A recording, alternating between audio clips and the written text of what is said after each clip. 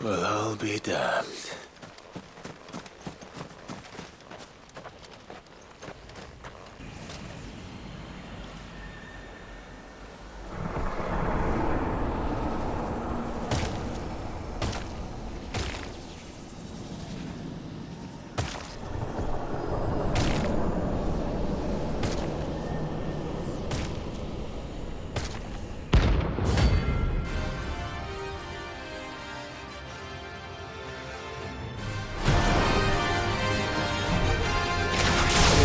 A crown.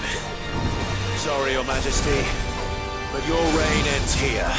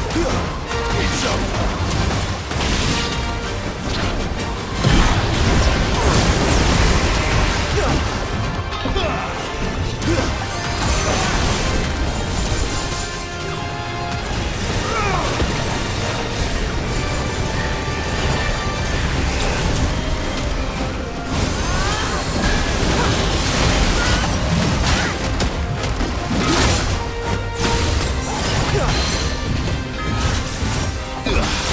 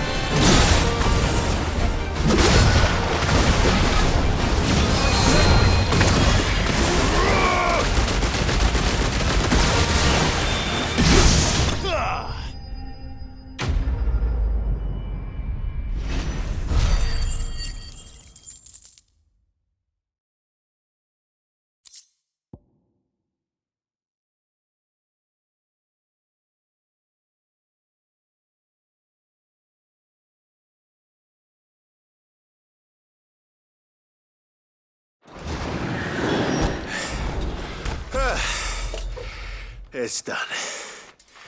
Which means the curse should be broken. Let's see how Talor's doing.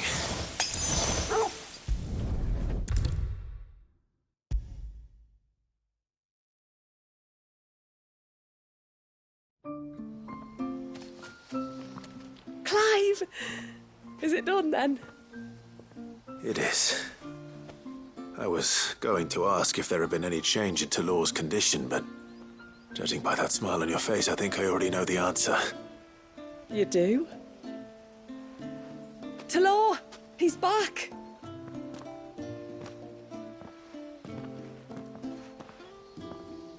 Thank you, my lord.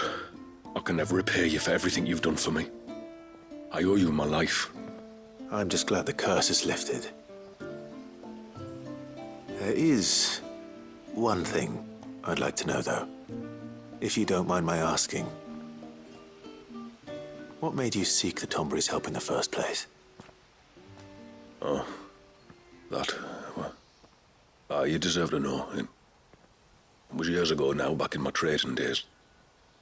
The Sons of Greek arrested me in Oriflamme, chained me up in a lightless cell with a great sword hung over my head, ready to fall if I didn't confess. Though they never said to what. I didn't, of course. So eventually they just let me go. And I never told a soul. Tried to forget it ever happened. But then you came along and the sight of your sword brought it all flooding back. I couldn't sleep, couldn't eat, couldn't hardly breathe, and I thought that if I gave my old chain to the Tomburys, maybe they could take all that pain away. All that anger. But it only made it worse. Oriflamme has fallen. And the men who tortured you likely fell with it. If only I'd known, I might have spared everyone a lot of trouble. I'd convinced myself that you were like them, that all outsiders were the same, but you're not. Far from it. Thank you, son. Thank you.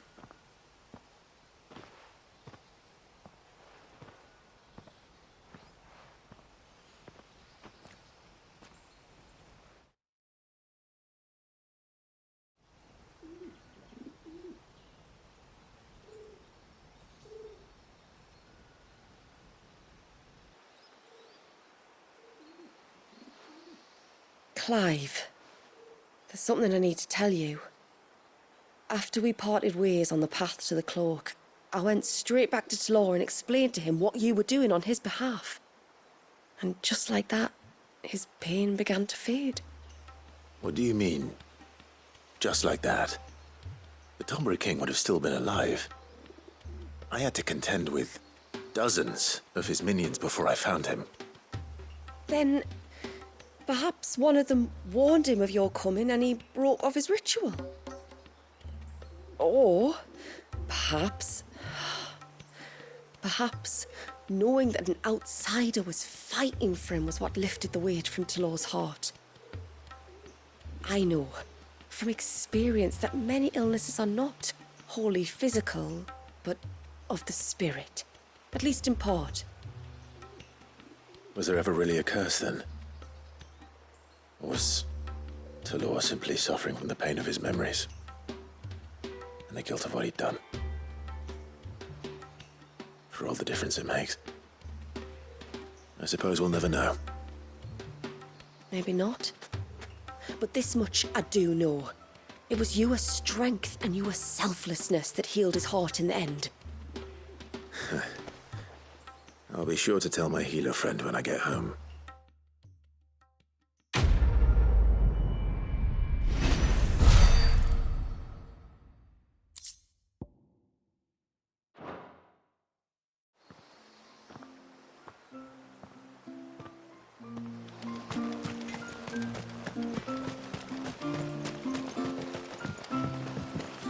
When you've decided what you want, just let me know.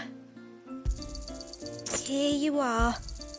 Well, if you're sure you need it, I'll be here.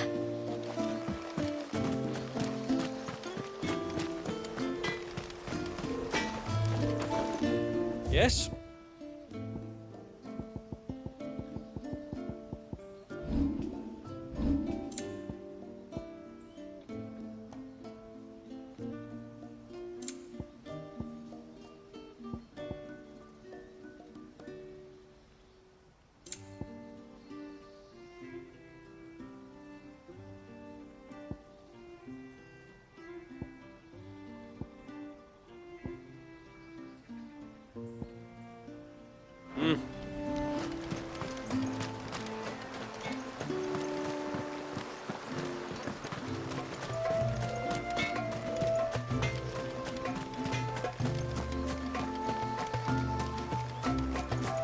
Hey, mister, over here. Please, mister, you've got to help us. The village is in danger, and if someone doesn't do something... you should have seen it. Stop. Take a deep breath and tell me everything. Starting with your name. Sorry, my name's Eirik. When you went up to the Ereval with Miss Shula, I followed you. You could have been killed. Lady Shula told us you lot were great warriors, so I thought I'd be alright if I stayed close like. But then I lost track of you in the woods, and that's when I saw it. Saw what? A great, big, dripping, drooling monster. Spitting out great spouts of water it was, that were tearing up the ground and cutting down trees. Spouts of water. I don't recall seeing anything like that in the forest. Well, I did, and I don't ever want to see it again. You'll get rid of it, won't you? All right. If this creature is as terrible as you claim, it could well pose a threat to the village. I'll see what I can do. Thanks, mister. It was over by the Swift one that I saw it. Maybe it's still there. Then that's where I'll start my search. But this time, you're going to stay here. Understood? I wouldn't go through those gates for 1,000 gil. Not with that thing out there. Good luck, though.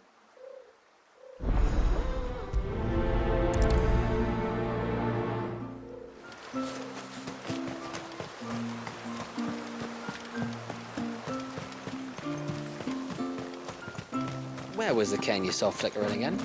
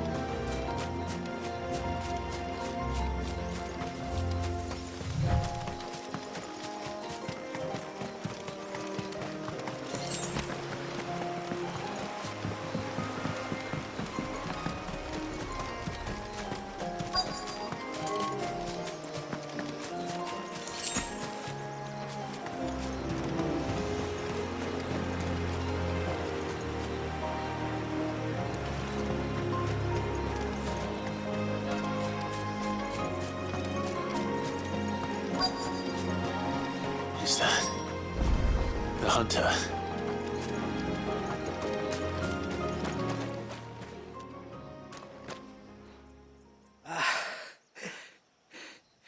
It's you. Nasef's savior. Are you all right? What happened? I was tracking an ibex when a great spout of water struck me square in the back. Sent me flying all the way across the clearing. Did you see what made it? No. All I heard was a noise. An ear-splitting din.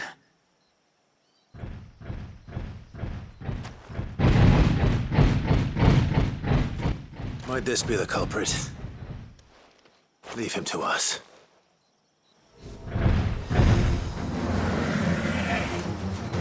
You've caused enough trouble.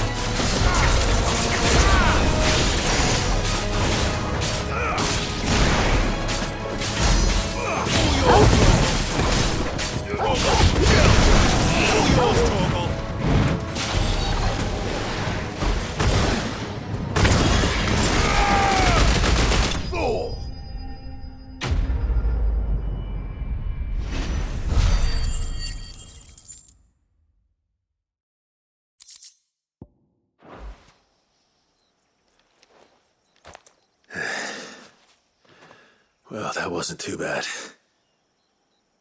Hardly a threat to the village, but you can't blame the boy for being scared.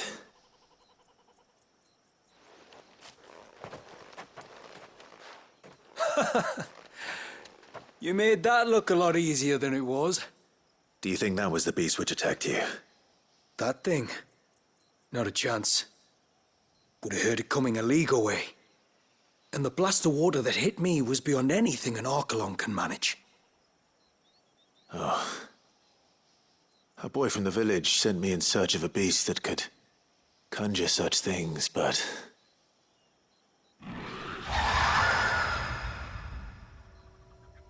That's it. That's the noise I heard. Sounded like it came from the ruins. I'll go. You head back to Haven and see a healer.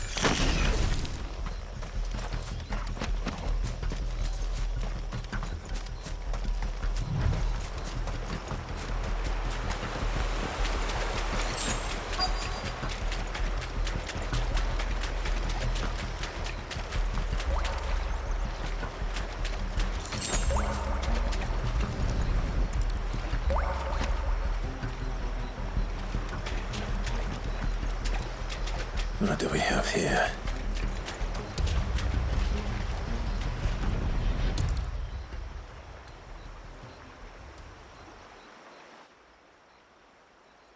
Found her.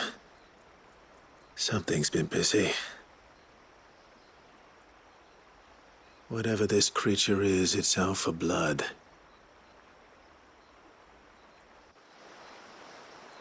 But it's not having ours. Stay close, Torgal. Where are you?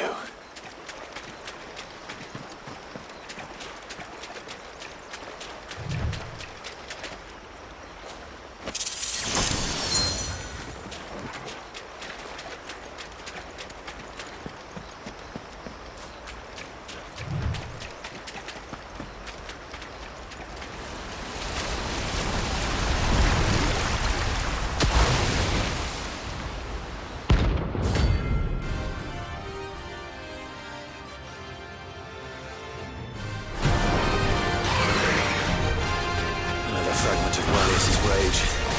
I should have known. Time to put you to bed too.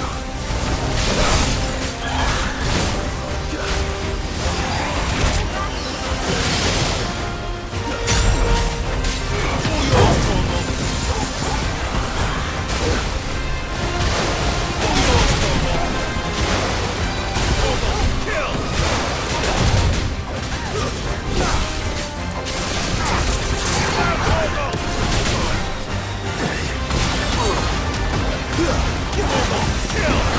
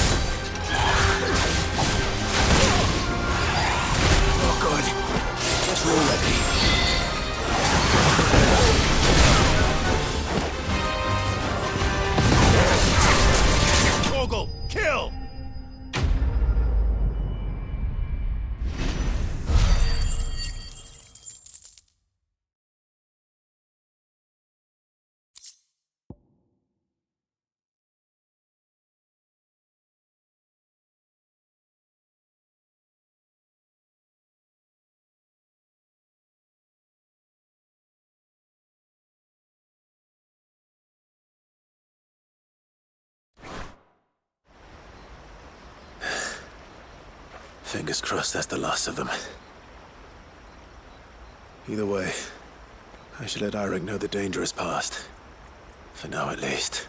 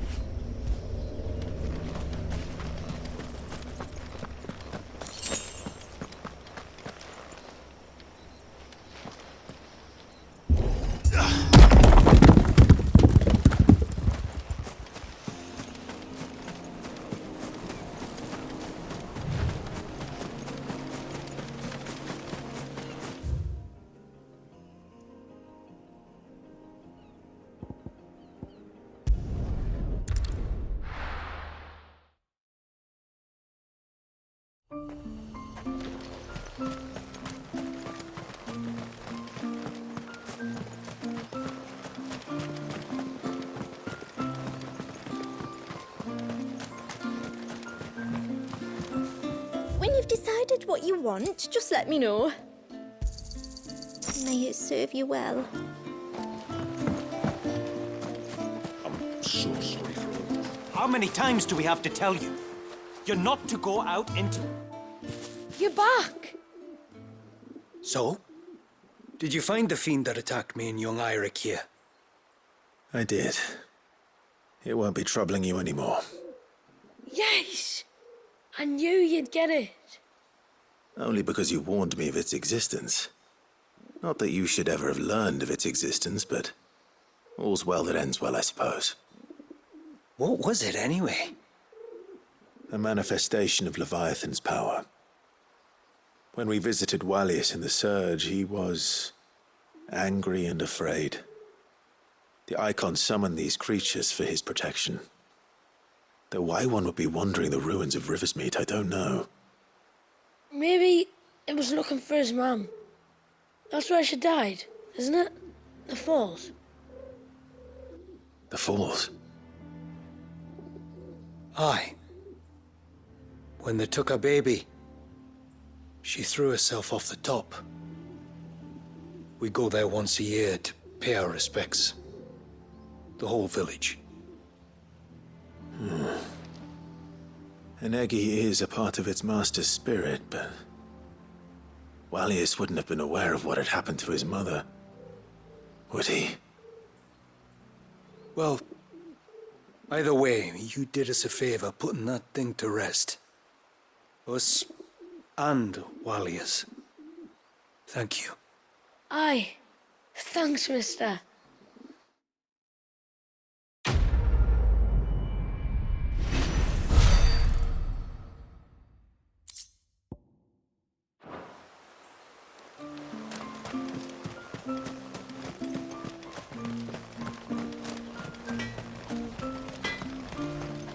Yes?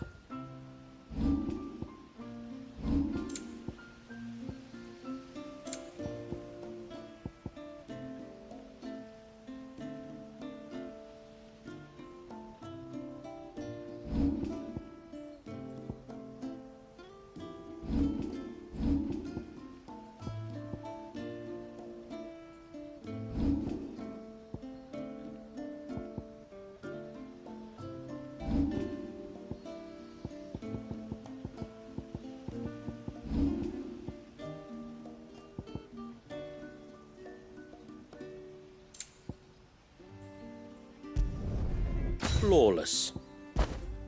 Can't be done.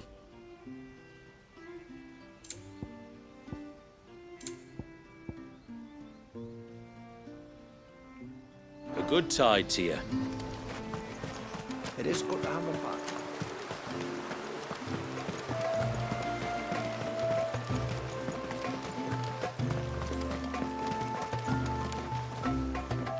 My lord, might I have a moment of your time? I would beg of you a service. Certainly. What is it? It's a long story. But before we get to that, would I be right in thinking Lady Shula told you about the witch from the north? Yes. She said that your ancestors found her here, and that it was she who taught them the spell to stop time. She was like Wallius, you know. A dominant. The Warden of Ice. My great-grandmother suspected as much. She cared for the poor woman when the end was near. And it was she whose duty it became to attend her grave. A duty that was passed down to me. I see. And the service you would beg of me? Well, until recently, the path to the grave had long been blocked by a fallen tree. But when our woodsmen finally found time to move it, we quickly realized it might have been better had they not. On trying to clear the rest of the path, you see, we discovered that a flock of bloodthirsty beasts had claimed the cliffs beyond. None of us was a match for them. But you, my lord, have proven your strength many times over. Would you drive them away for us? Of course. I'll see the path is made safe. Thank you, my lord. The grave is in a place called Witch Drop. To reach it, one must turn left at the Winged Wains, then follow the path around to the right, deep into the forest. Why so far from Haven? It was where she lived. When our ancestors first came to Mysidia, they found her there, in an old abandoned village, and it was her heartfelt wish to return there in death.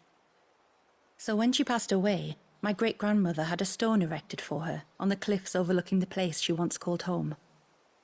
How thoughtful. Well then, no time like the present. Left at the ships, then round to the right, you said. Just so. Thank you once again, my lord. I will join you at the grave anon.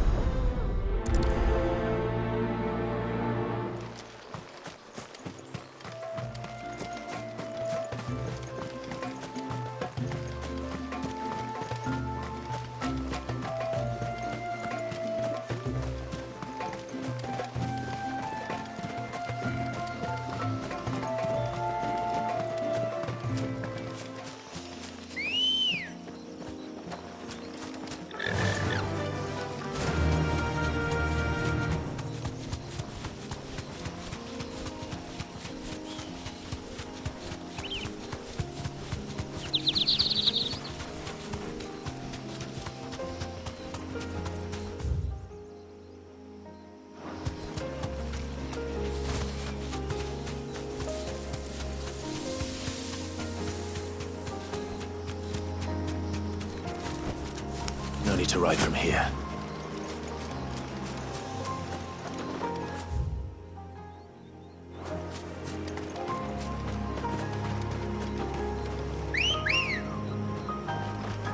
Good girl.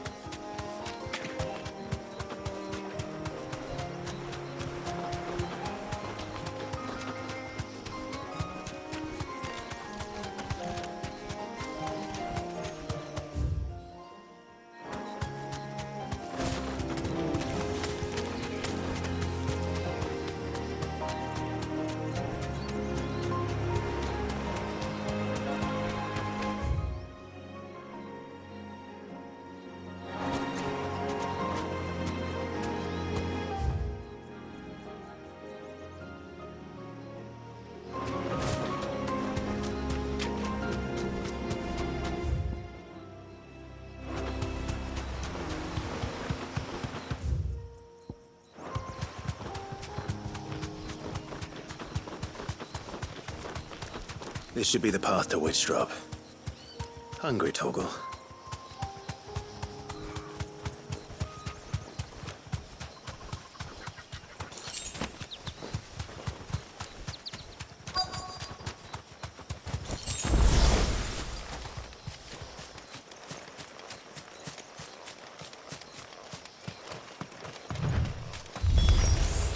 And here's our welcoming party.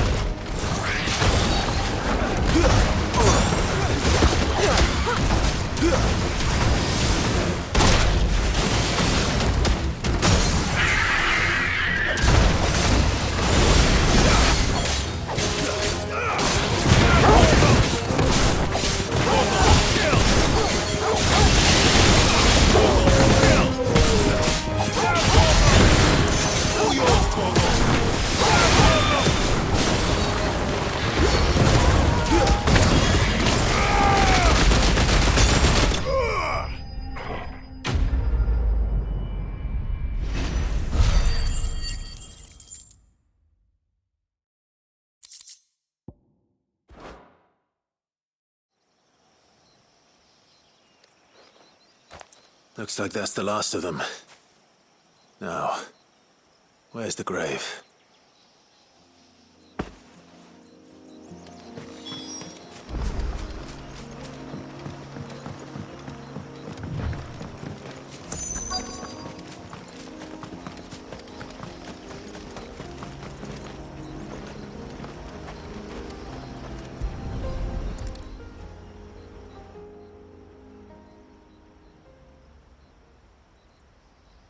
This must be it.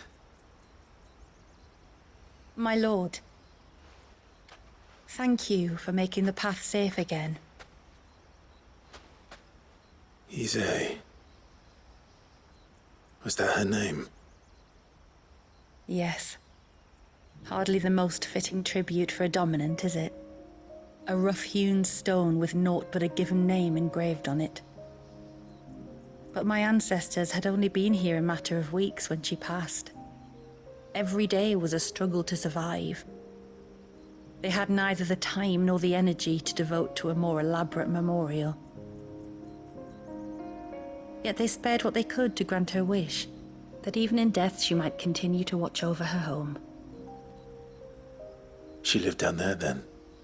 In the ruins? That's right. They were once the living quarters for those who served up in the temple. When the Northern Thanes sent her here to weave her spell, this was where she and her retinue stayed. There were priests, handmaidens, and a knight sworn to shield her from harm. Of course, they were all gone by the time my ancestors arrived. fled or dead in the Western Wars. All except Isay, who remained till the end. Alone. Indeed. At least, that is the story as it's been handed down in Haven. But there is an epilogue to the tale. One known only to Lady Shula and myself. Some years after Isay's passing, you see, my grandmother came here to tend the grave and found a stranger kneeling before it. A knight, dressed head to toe in plate.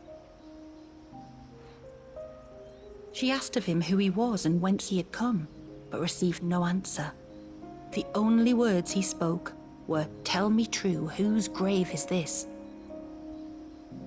So she told him of how her people had met and cared for Isay, and how she had died.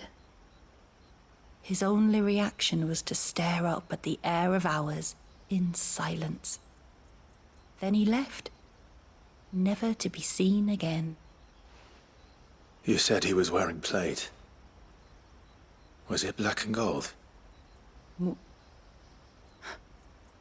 you know something of him? When we went up to the Air of Hours to unravel the spell, we were set upon by a shade in the shape of a knight in full plate. It manifested in front of the Vare, and in its ether, I felt Shiva, the witch. You think this may have been the same man my great-grandmother met? Isay's knight? I don't know. Maybe. All I can say for sure is it was intent on protecting her creation. Or perhaps her spirit? What remained of her ether, preserved in the Vare? Perhaps his spirit too became enravelled in her spell, frozen in an eternal vigil. Till we ended it. If the shade you fought was Isay's knight, then ending it was the greatest gift you could have given him. Now he can return to the sea, to be with his lady once more. And if his spirit should ever return here to visit her grave, I shall ask his name, that I might carve it in the stone next to hers. That they might be together. Once and for all.